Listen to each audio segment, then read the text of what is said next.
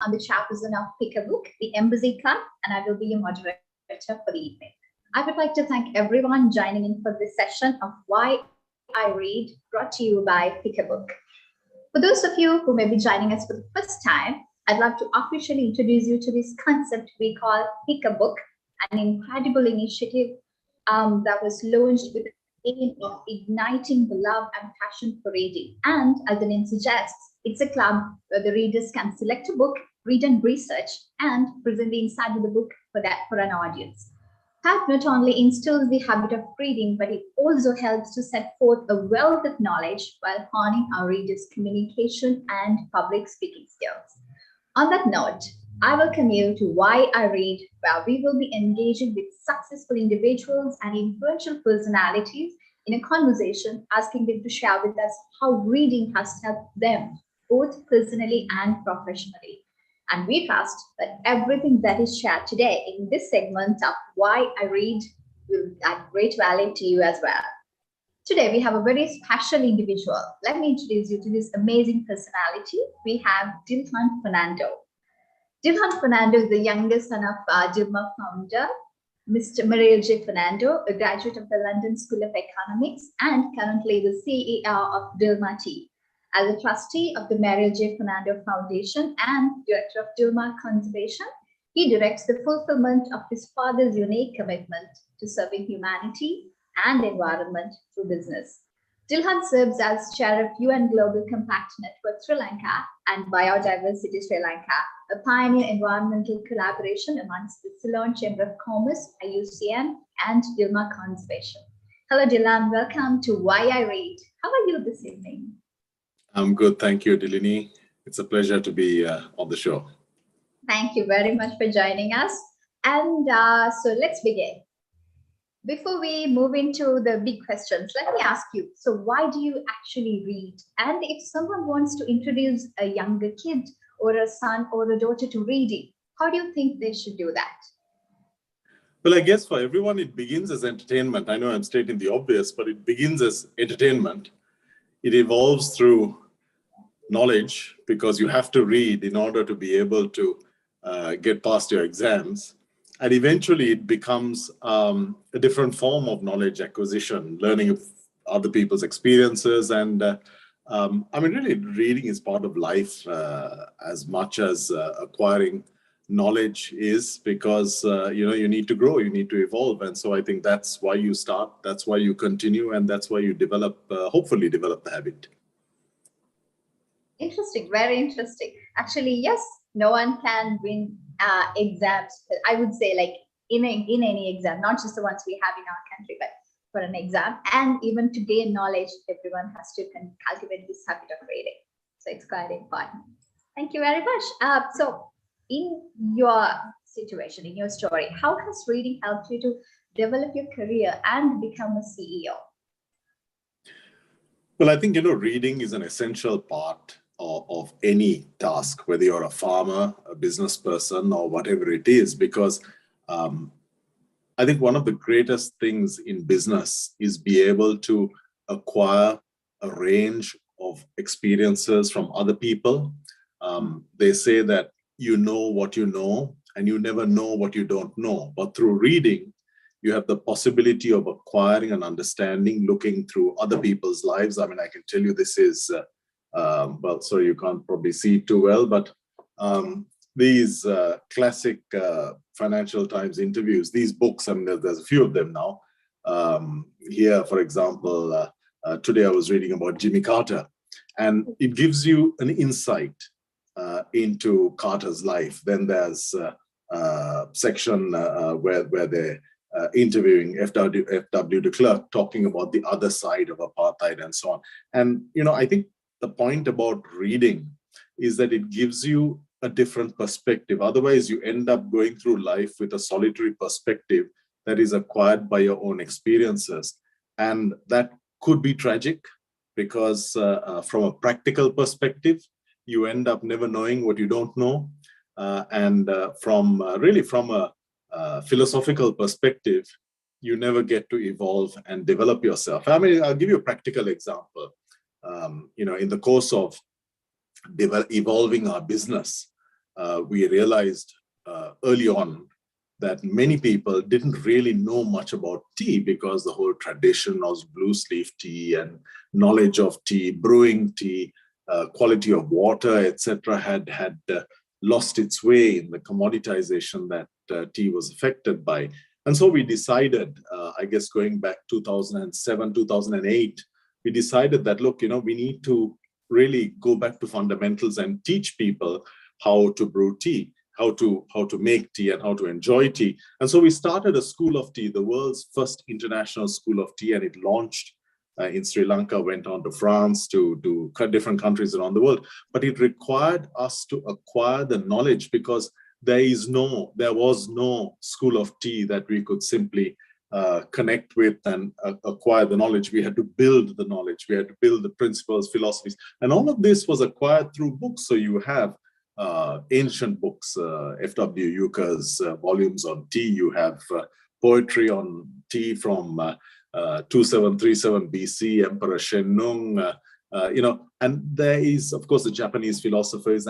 And so the point about reading is that it gives you access to all of this. So from a very practical perspective, it allowed us to build an entire curriculum. It allowed us to set not only the practical framework that we know as tea tasters, but also the philosophical, to understand how maybe other wine tasters do it, to see the best practice in the industry, and to really build the success of the School of Tea, which since then has trained over, I guess, nearly 6,000 hospitality professionals around the world. And so that's a very practical perspective. But of course, from a philosophical one, it also helps you. I mean, I brought along another book. This is Satya Nadella, his book Hit Refresh, how he took on a business from Microsoft, from how he took on Microsoft from the iconic founder and how he reformed it around his own principles, philosophies, and important experiential knowledge, which you can never get unless you read the life story, unless you try to get inside the head of, in this case, Satya Nadella, but so many other experiences. And I think, that's one of the things that helps a person to grow as a human being and as a business person. The practical aspect of knowledge is critical, but beyond that, the philosophical one, which helps frame your, or helps define your framework on life and your perspective on life, just as important. Yes, I actually like very much one of the things you shared, regardless of the career, what you pursue and what career you have, you should always try to gain more knowledge. That is actually true, because some people, they just give up if they don't have anything that directly links to gaining much knowledge. They don't have to deal with things like that in their day-to-day life. They'd be like, why would I read? Or do I have to learn more about this? So for people like that, this is quite an inspiration. And I remember you said in your case, there were so many people who didn't know much about tea. So how did you cultivate this habit? How did you start reading? And who are the people who influenced you and encouraged you to start the habit?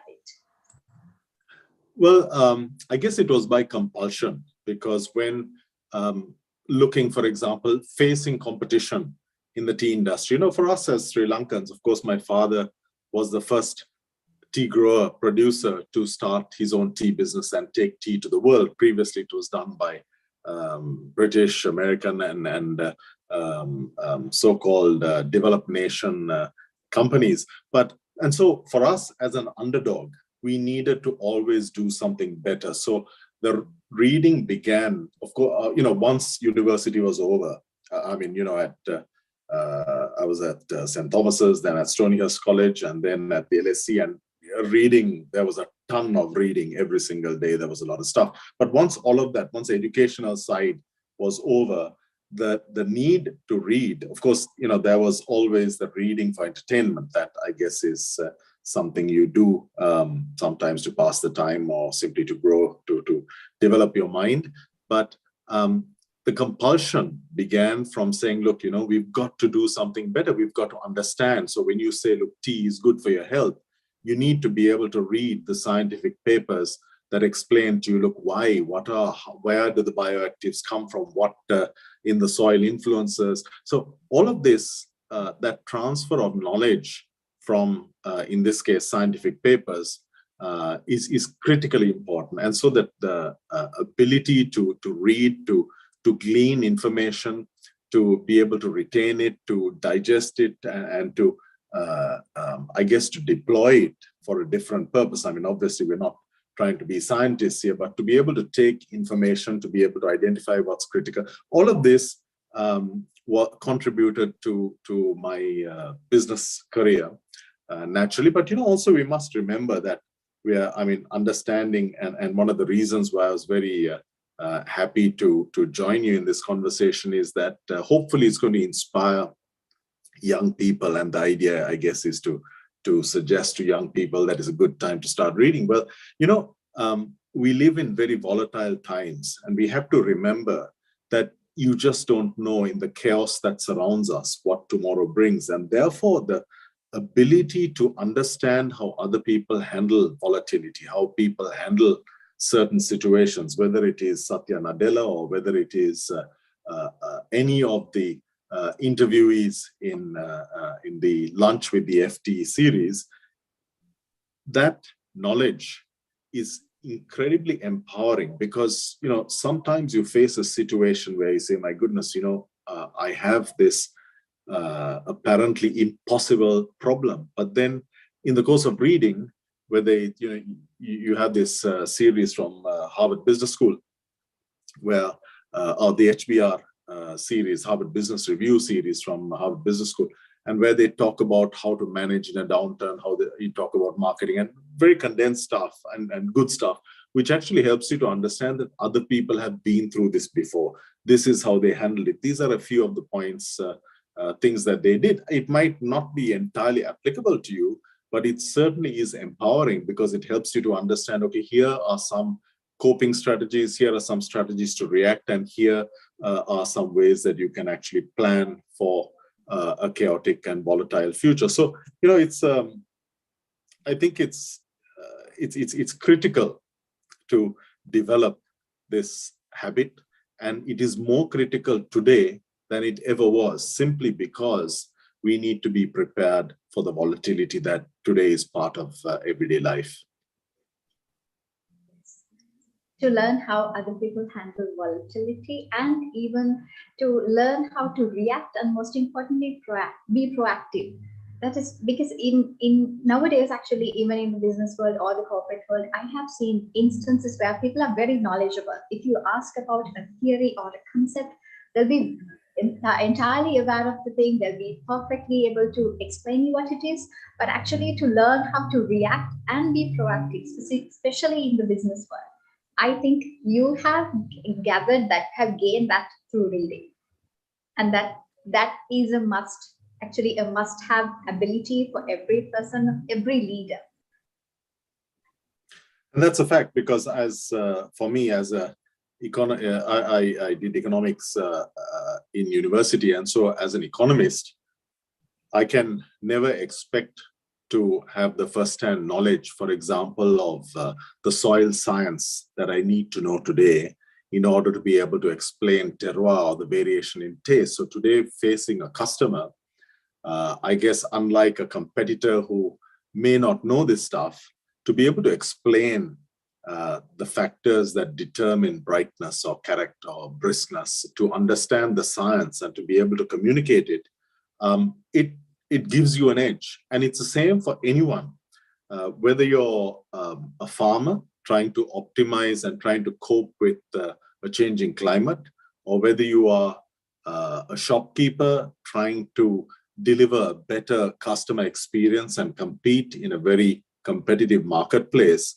Understanding how people have done things differently is phenomenally useful. And the fact is that today we have access to more knowledge than ever before, whether you're reading an ebook on the internet, whether you're downloading something, or whether you're simply going into a bookshop and buying a book that gives you this kind of information. So the possibility to enhance quality of life, quality of your work, and your competitive edge is unlike anything we have had before. I mean, when I was a kid, we still had things like the Encyclopedia Britannica, which was a nightmare to read. So, you had to refer that and stuff like that. But, today you have information overload.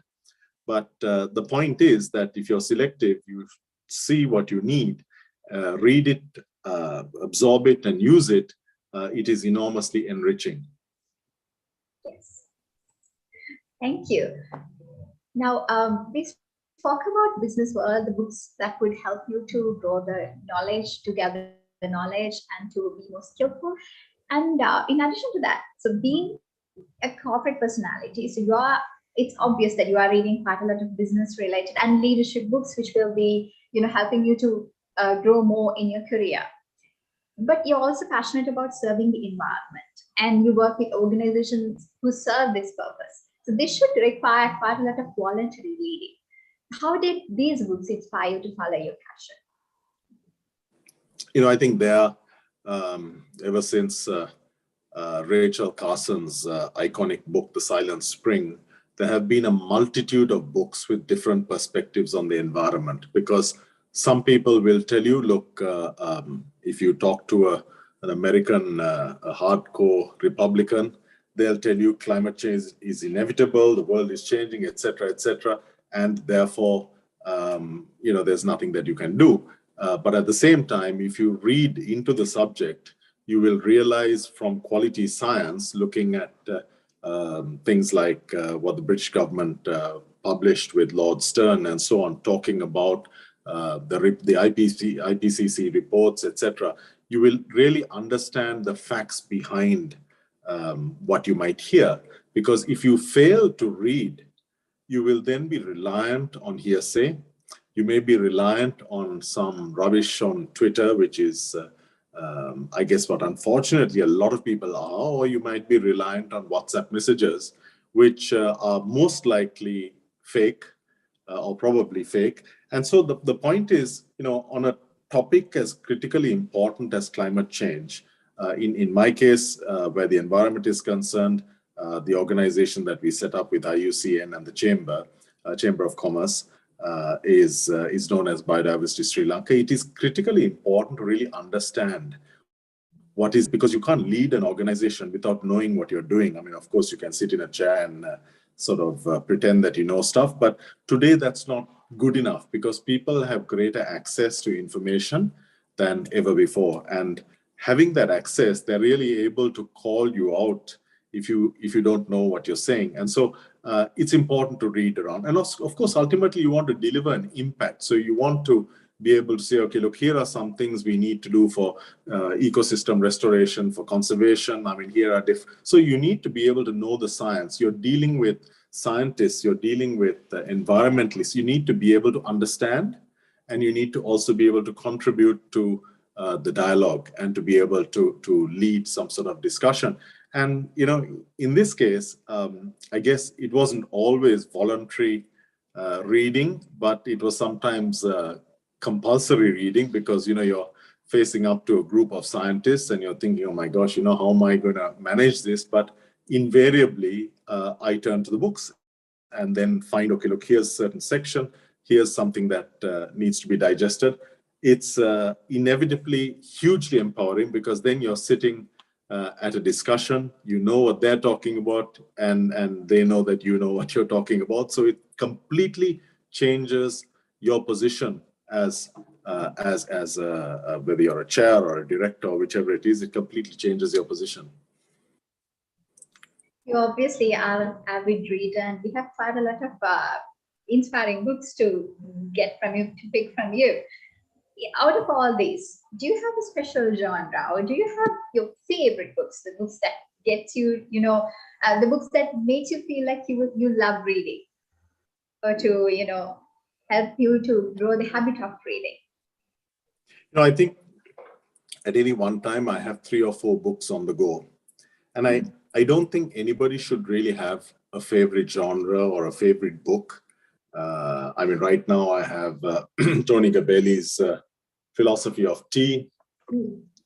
Yeah, and which talks a lot about history and the philosophy and different types of tea. It's plus the FT. Plus, I've got a couple of books that I've left at home and not brought back, not brought over. And so I think the point is that a book should fit your mood at that moment. And if you're in a relaxed mood on a Sunday morning tomorrow, there's no way you want to go into any sort of heavy reading. And so you need to have accessible a book that is going to sort of fit your mood and either be casual, or when you're in the mood for something heavy, be heavy. So yeah, I think, my idea is, it's like music. I don't believe you should have any one genre that you should be focusing on, because the more and the wider you read and listen to, the greater you develop yourself. Right. So the variety matters. Critically, I think, because the thing about reading is that you need to, I mean, there's no point in saying you only read about successful business people. You need to also read about people who have failed. You need to read about musicians, because all of this brings together a philosophy of life, and it brings together different perspectives, because you take a little bit. I mean, you don't read Satya Nadella because you want to be Satya Nadella. You read Satya Nadella to take a little bit from him, and then you read a life of a photographer. Then you read about a president or a prime minister to take a little bit, I mean, hopefully learn something from their lives that might help you. And so the more and the wider you read, and that includes, quite honestly, I mean, if you look at it, even if you look at the fairy tales, whether you look at traditional Sri Lankan fairy tales or the nursery rhymes, they all have at their core, they have a strong meaning. All of these evolved with a certain truth at their center. And so invariably, I think, it's you shouldn't say, look, even as an adult, I think there's no issue, if you watch or read something that might be designed for children, inevitably,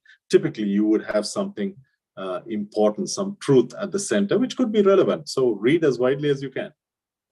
Yes. Dilip, you mentioned something like, if you have the mood, something so relaxing, go for it. If you have the mood to, read some critical article or some complicated information, then go for it. So what matters is, go for whatever you feel like reading. So that will help anyone who's willing to be a reader, who's not a reader, to cultivate the habit of reading. I think so. And the point is, you shouldn't make it into a compulsion that is sort of borderline torturous, because you're not going to do it. I mean, that's human nature, right? If the hassle, you're not going to do it. So make it as pleasurable as possible. Yes. And so how do you think, in one of our previous conversations, you mentioned that you like Upon a Sleepless Isle, and that inspired you. Is this because you believe that one should be in touch with their roots, or does this recent history inspire you? And what are the key takeaways you took from this book? Well, I guess, you read significantly for entertainment. We talked about that at the beginning. But what Andrew Fidel Fernando does in this case, I mean, I think this is his first book. I think he's a sports writer, but spectacularly written in beautiful prose and with a wonderfully casual style, is a book with very deep meaning. I mean, he turns this journey around Sri Lanka, which is obviously something that he genuinely did, into a combination of humor, seriousness, sometimes tackling quite serious issues with a very humorous take, talking about transport, talking about bureaucracy, talking about government, talking about history, and framing everything into a very entertaining story. And I think ultimately the quality of the writer can be assessed from how much you want to read the book. And when I was reading this book, I couldn't put it down, and genuinely, because he had weaved this tale combining all of these aspects of history and politics, really contentious communal issues, dealing with very serious matters in a very entertaining, really a story where he builds, ultimately the author, if he builds a picture in your mind and creates this I guess a movie or a tapestry in your mind, then he or she has done a great job. And that's what Andrew Fidel Fernando did. And he talked about Sri Lanka. He took everyday scenes and reinterpreted those scenes into perspective. Even something as simple as a tuk-tuk ride, he described it in a beautiful way, but he talked about places that I'm familiar with in an entirely new perspective. So I think that's it. It's about you go to different parts of Sri Lanka. You go to Yale 100 times and you've seen it, and then he comes and he gives his perspective. He talks about the historical perspective, brings it into context with the war, and gives you information that you never knew in a very entertaining way. So I think he revealed to me things about Sri Lanka that I never knew, but he revealed it in such an entertaining and elegant way that I really enjoyed it. It's actually inspiring to see how passionately you speak about what you read. So we spoke about your career, how reading helped you to build your career and to gain knowledge. So what about your personal life and your personality? How did reading or the books you read help you to develop your personality and to support other things you face in your personal life? Well, I think here maybe it's not what you'd expect, but everybody's actions are determined by their values. Values obviously determined by faith. And so for me, I would say the Bible is something that gives me the foundation and the strength in my personal life and my professional life. It's a guidebook to life for me. And beyond, I guess the other side of it would be the entertainment. And so the entertainment side would be, a plethora of books. There's so many different books that, again here, of course, Andrew Fidel Fernando is one example, but there's a ton of other books that, I like short form, but also sometimes long form. And, I think we should also never discount some of the quality writing that comes out of India in the short form writing in the newspapers. Of course, here, Economic Times and so on. If you look at some of the stuff that's been coming out, say in The Economist, on the other side of the conflict, typically everybody says, okay, look, let's go and bash Putin. Yes, of course, what he's done is wrong. But when you read some of the long form writing in The Economist concerning the backstory, The Guardian had a great long form article today saying, look, okay, this is taking it into history, talking about the Bay of Pigs issue, talking about Kennedy. And, it frames an issue. So, that's probably a good example where he talks about the history when Russia was coming together with Cuba, when they were looking at locating the missiles in the Bay of Pigs, and how the US intervened. And, you have the possibility to get the benefit of that historical research, and therefore you get a totally different perspective. I'm not saying the war is right or wrong. War is never right. It's always wrong, but it gives you perspective.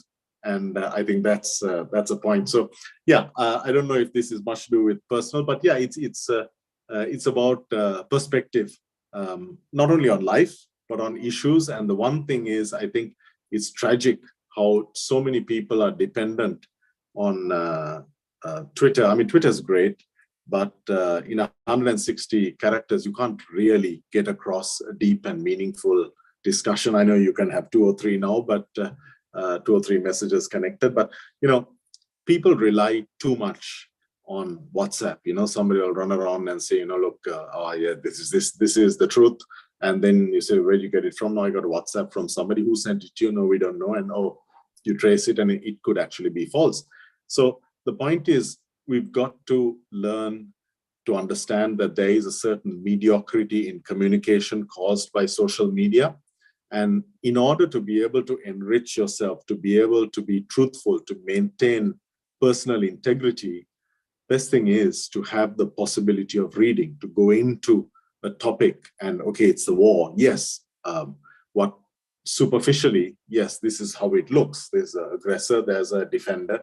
But when you go into, when you read into it and read behind the subject, you see all of this, all of these different perspectives, which gives you balance and which helps you to, in any discussion, to be able to add, to cast light and to say, okay, look, this is it. Because that then, I mean, I'm not in any position to influence this, but if there were a person, forget about the war. I mean, let's talk about maybe something that you can influence. When you know, when you have a perspective on on a matter, you're able to come to a solution much easier because you understand the context. You're not dealing with what is superficial. And unfortunately, too many people look at an issue superficially, whether it is dealing with a farm and agriculture, dealing with a product, a design, whatever it is. Once you read into it and once you understand the backstory, then you have a much greater ability to find an insightful solution rather than just going for what would be obvious, which may not always be correct. Yes, different perspectives that you can learn from learning what others do and how others face their problems in life. So with all these things going on in your life, you are a business leader, a corporate leader, and you are involved in many other organizations. You are heading other organizations as well. So with all these, how do you find time to read? That's $1 million question.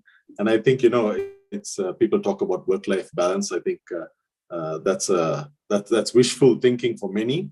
But you've got to, because if you fail to have the proper knowledge, and if you fail to have the proper perspective, you find yourself standing alone.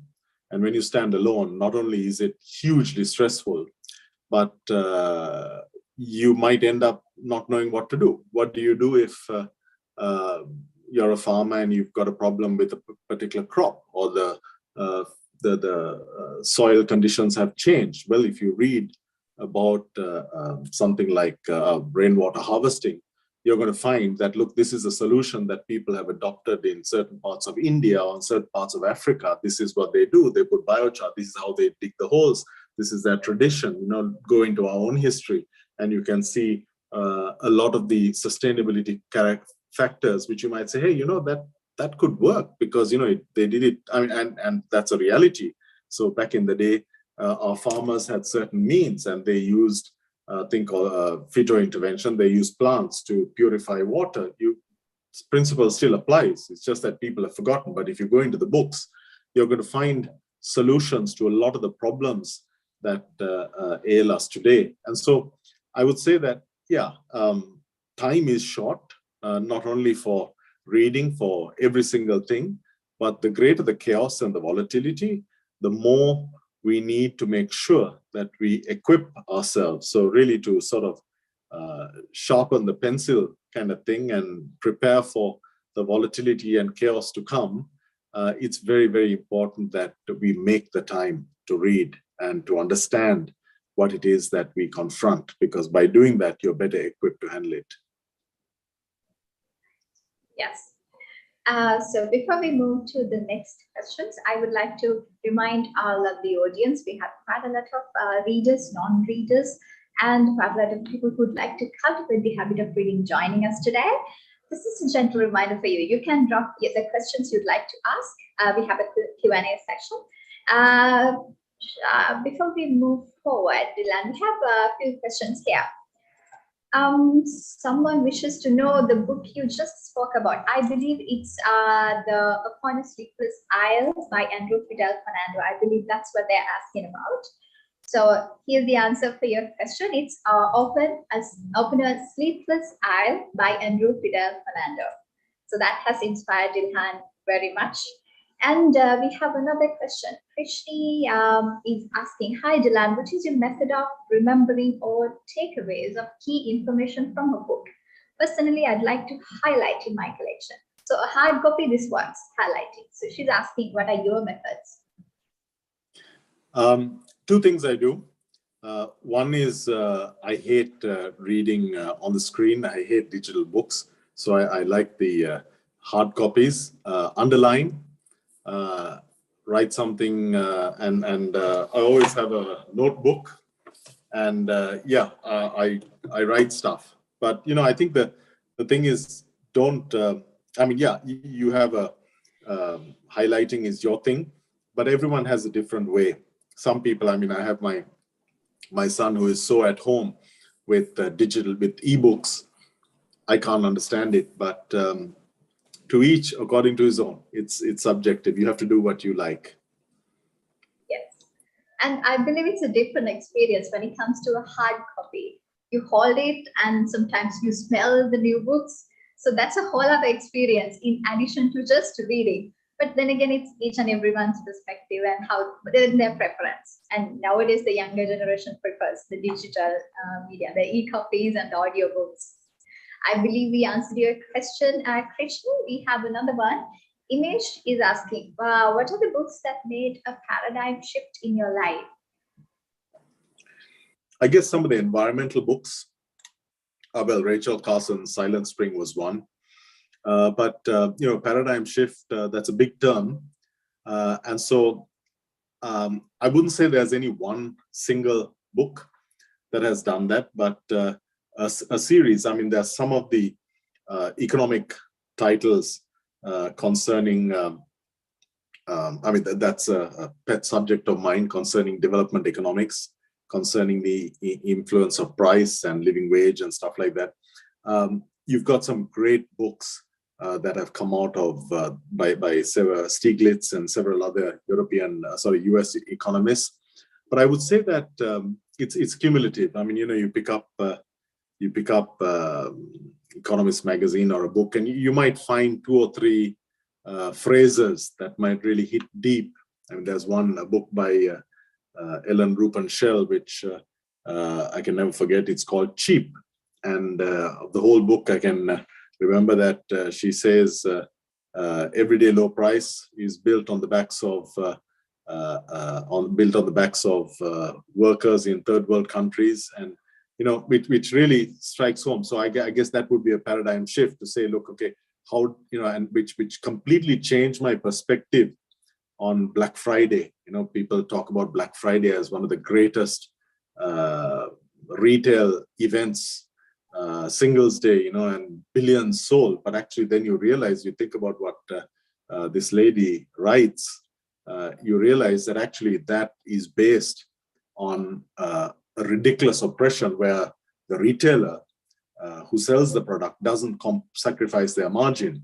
They force their supplier to sacrifice it, who passes it on to the middleman, who passes it on to the grower. So she traces multiple instances. Now in our business, I know that because several of our customers tell us, okay, look, we've got a discount, we've got a special promotion, you've got to give us a special price, and so drop your price by 40%. Sorry, you go into negative margin, but that's okay because you're going to sell a lot. So it brings the truth home. It gives you a different perspective on this thing that before you come into business you think is something fantastic, but then suddenly you realize it's a very inhuman thing.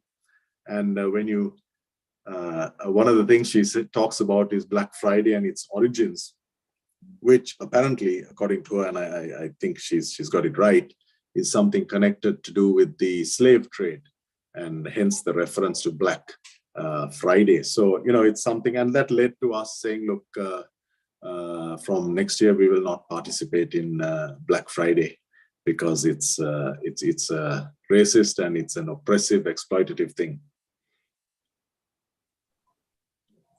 Actually, I also have seen this, like quite a lot of offers and people going to several afternoons evening for this special occasion.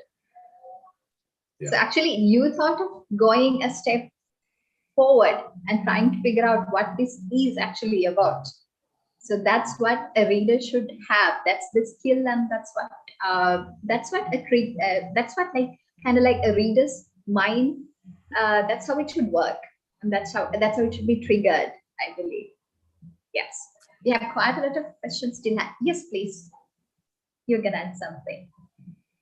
No, I was just going to say, of course, it's curiosity, but the more you go into a topic, the more you find the more you find that the more you find, the less you know. If you get what I mean, you find that because you start with a position. I mean, I meet a lot of people who say, "Look, I don't have time for reading," but I go back to the phrase I shared at the beginning.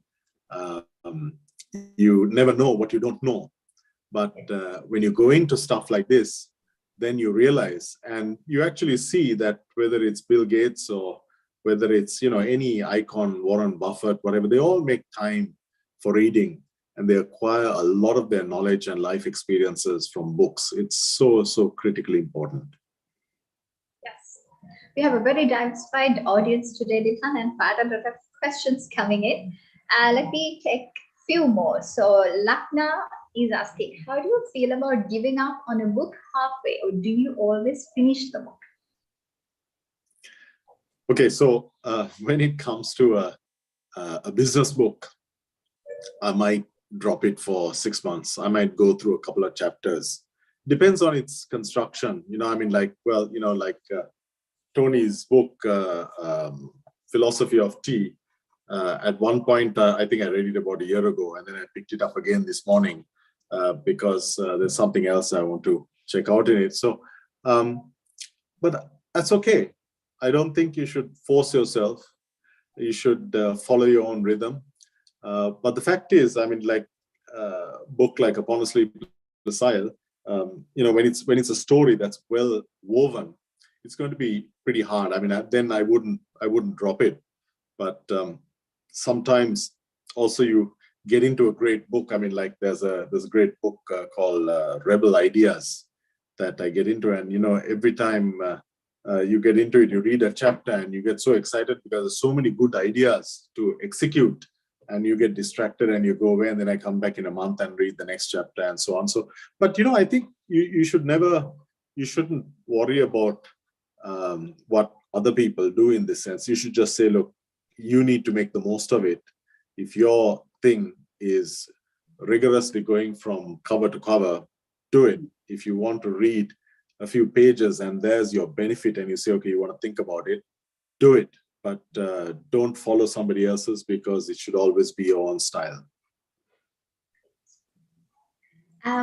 Before we move further with the questions, let's get back to our discussion for a while.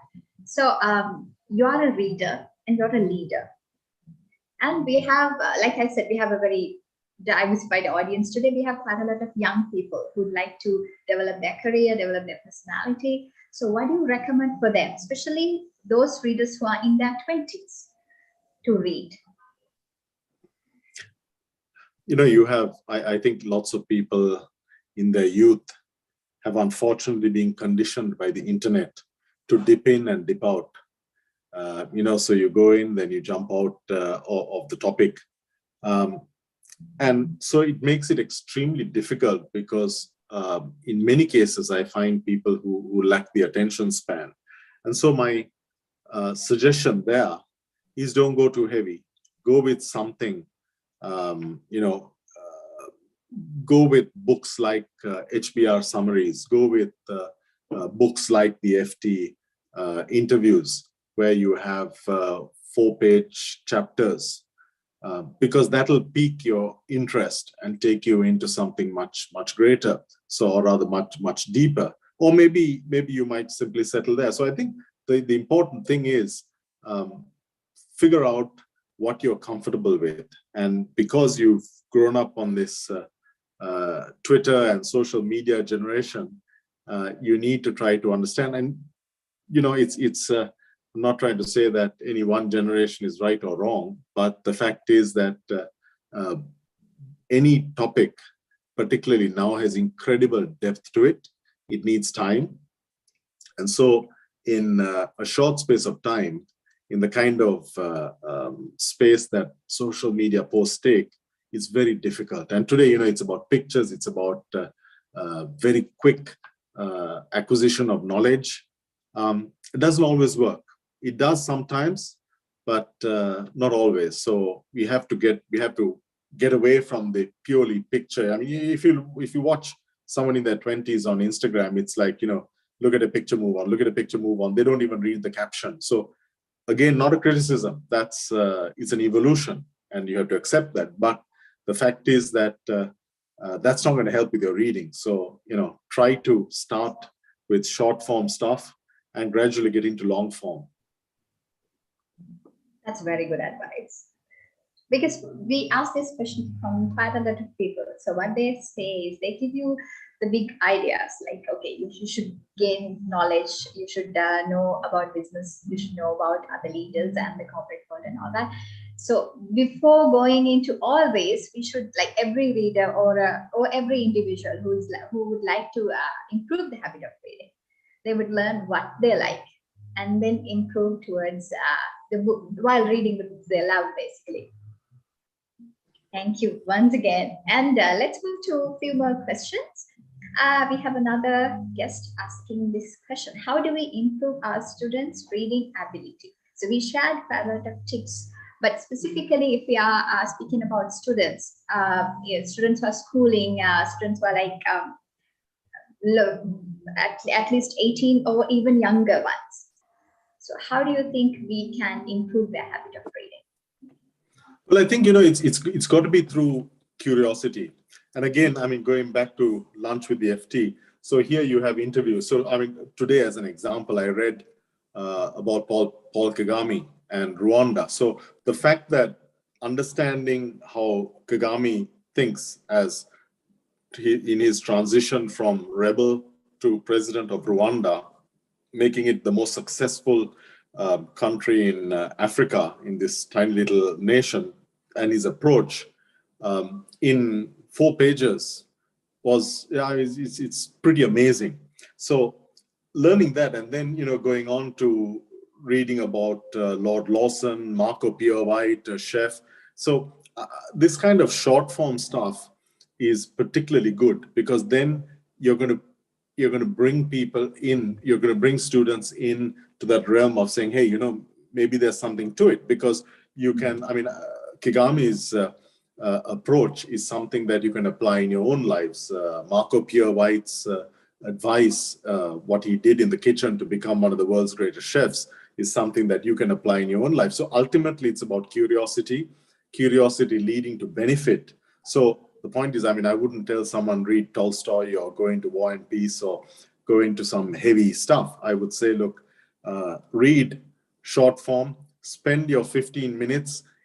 And I would try to help them to understand, how do you extract knowledge? So if you take Kagame's story, you take the 4 factors that he talks about in his interview, and you extract it and show your student how you can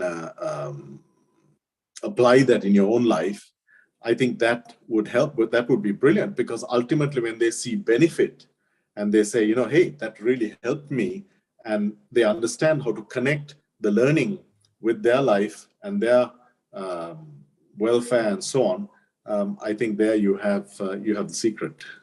Well, it's not a secret, but it's a incentive. Yes. We have another question. How can we get the book?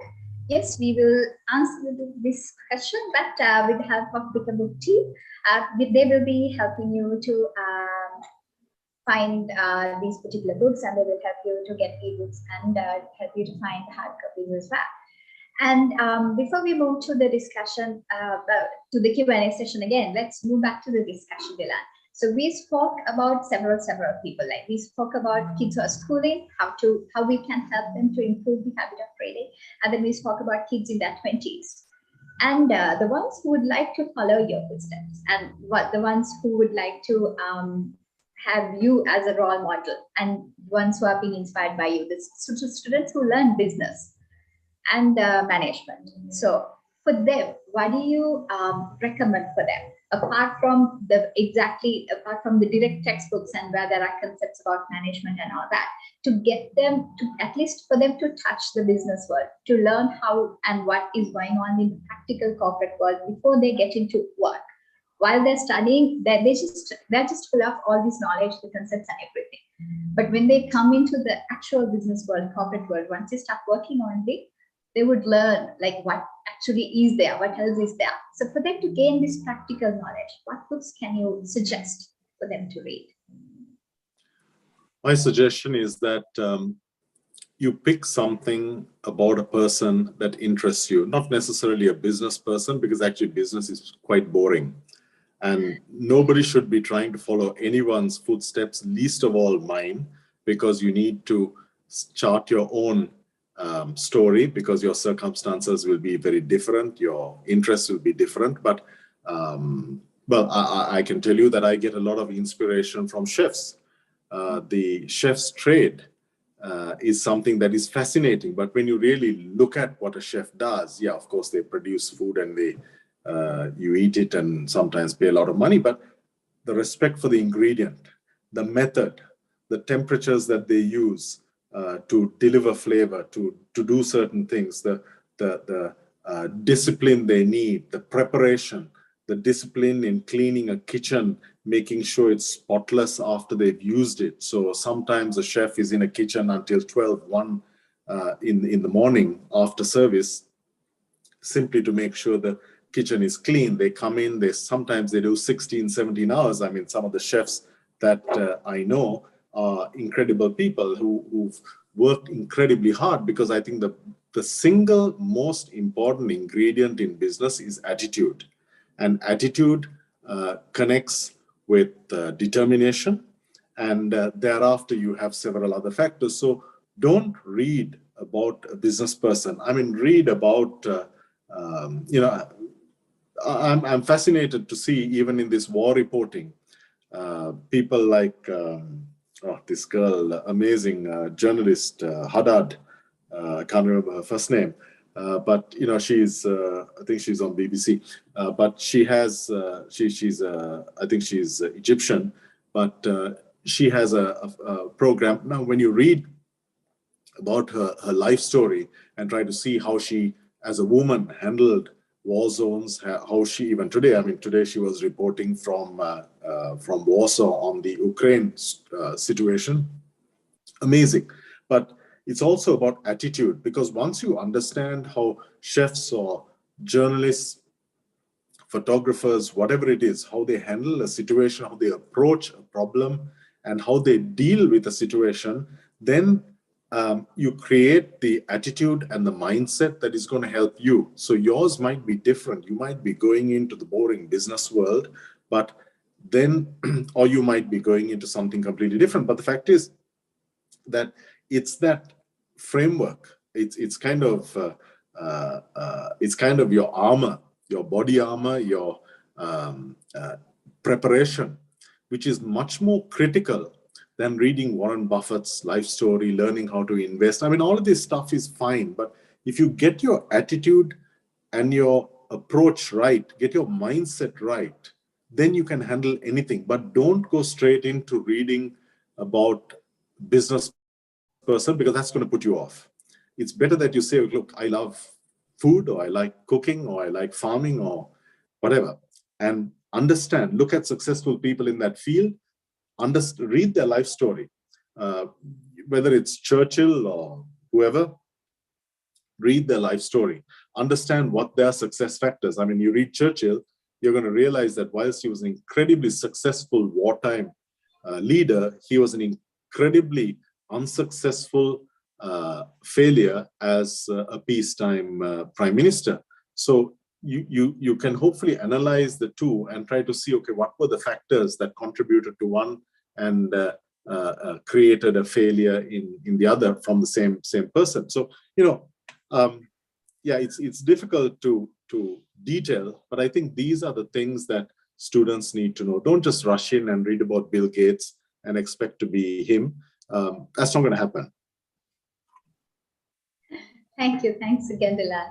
Actually, out of all the things we spoke about today, and about how to be inspired and how to start the habit of reading and all that, I think what you explained about reading into other people's, actually, it can be biographies, autobiographies, and it can be about what they actually do. So reading into that inspires, and especially with the Women's Day coming up on next week, I think for the girls who are here with us today, that was an additional inspiration.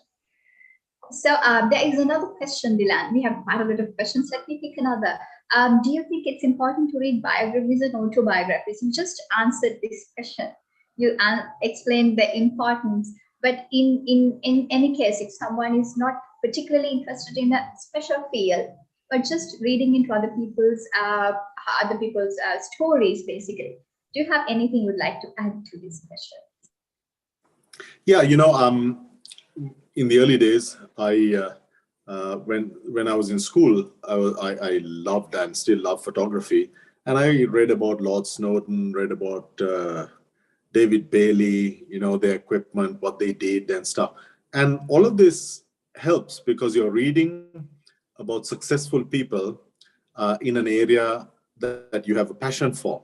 So mine was photography. For somebody else, it might be something different, but it helps train and prepare your mind to set the right framework for whatever it is, because success in any field, pretty much you realize that the same success factors are there. It's the same thing of commitment, of faith, of determination, of humility in some cases, of knowledge and competence and so on. So I mean, there's different factors, but they pretty much end up with certain common characteristics. And so that's that's all I have to add. But keep it within your realm of interest, because otherwise it's going to get so boring and so hard that you're not going to do it. Yes. So we have some other questions, but let's get back to the discussion again. We are actually running out of time. We have come to almost the end of the session. So with all these things, inspirational things we shared today, what message would you like to share? What last message would you like to share with the audience today who are with us? Well, I think it would be that since the pandemic, we have encountered a completely altered reality. There are people who want to return to what was normal before, but what was normal before was not normal for a lot of people, for a lot of poor people. There was inequality. There still is inequality. It's a little worse now. We were creating the conditions for climate change. It was not normal. There was nothing normal about it. And so in this volatile change situation, we must prepare for chaos and change, constant change, whether it is climate induced or whether it is addressing something relating to the social benefits, social welfare of people. And the best way to be able to equip ourselves in that area is to be able to build knowledge on climate change, understand what it is. There's so many people who talk absolute rubbish about it that it is sometimes incredibly frustrating, because you want to be a part of the solution, and you can be a part of the solution. And why I talk about the old norm and the new norm is that there are some people who are holding on to the old norm, but it's not going to come back. It's gone. And so if you say, okay, look, there is a new norm, it's got these three challenges: it's health, it's social, it's environmental, and I need to learn as much as possible about it so that I can adjust my life and my business and my future to be able to overcome and to be able to cope or to adapt. Remember that it is not the strongest of the species that survived. It is the most adaptable. And therefore, we need to be able to build this adaptation. And a lot of it lies in the experiences of other people. And you can acquire that through books in a way that you cannot believe. But doing that and delivering on the purpose, doing something to make somebody else's life better, or doing something to intervene positively in the environment, that's part of our purpose. And if you really consider, once you read enough books, you come to, well, there's one I'm reading about, Seneca. It's a book about philosophy. There's a tiny little book. If you ever get a chance, I mean, there's stuff about Nietzsche. These are these little penguin philosophy books. But the more you read, the more you actually realize that ultimately you have to be driven by a certain philosophy. And no matter what you do, if you don't deliver impact, whether it's through the lives of someone else or whether it's in the environment, then you can't simply sail through life, come in one end and exit the other end. And I mean, that would be immoral, and it would be a complete waste of the 60, 70, 80 years that God gives you, whatever it is. But yeah, so learn what you can, equip yourself to handle volatility, and prepare yourself to deliver impact, deliver on the purpose that you define for yourself, whether it is social or environmental. Thank you very much.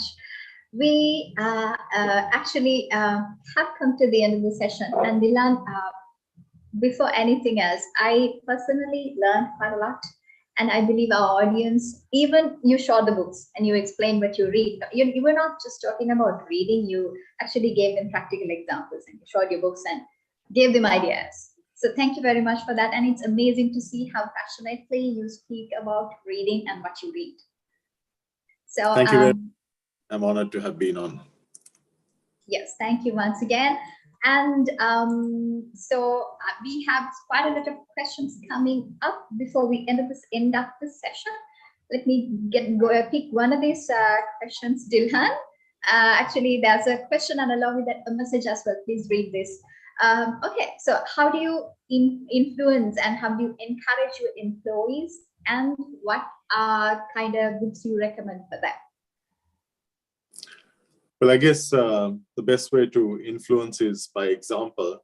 So they know what I do, and you need to be accessible, you need to be approachable, you need to be able to share thoughts. I mean, of course, I use social media, internal social media as well as external, and yeah, simply by example, by showing them, School of Tea, here it is. Here's stuff that we can learn. Here's something that you can learn from. And again, as if you align their benefit, their career progress with the knowledge that you can acquire from books and share my experience in how I have done the same thing, I think that gives them a very compelling reason to say, let's dip into books, and maybe hopefully hopefully they'll come and teach me something which will, help us all to grow a little more.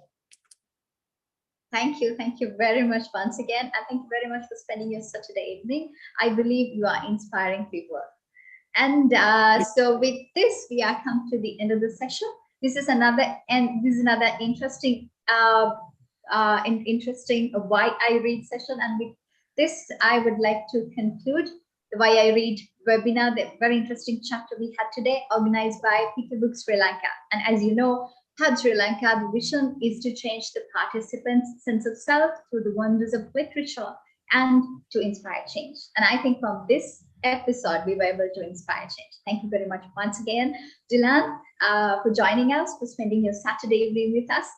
And I'm thanking all of the members who joined with us, all of the participants who are with us, for sending your questions. We believe we answered all the questions. Thank you very much for joining in, and hope you guys have a wonderful weekend.